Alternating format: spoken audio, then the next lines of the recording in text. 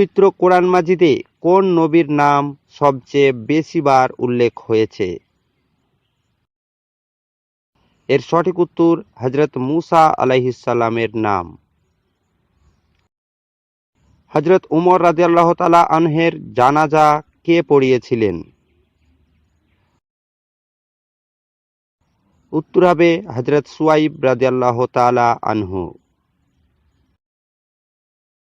কোরআনুল কারিমে কোন পশুকে আল্লাহর নিদর্শন বলা হয়েছে?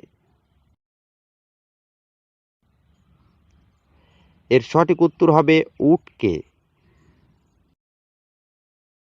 জাহান্নামের জ্বালানি কি হবে?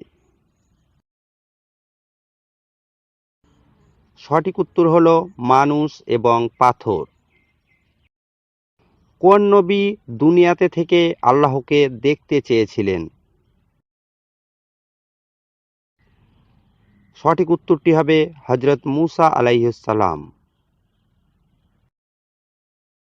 কোন সূরাকে আল কোরআনের চূড়া বলা হয়? এর সঠিক উত্তর হবে সূরা বাকারাকে।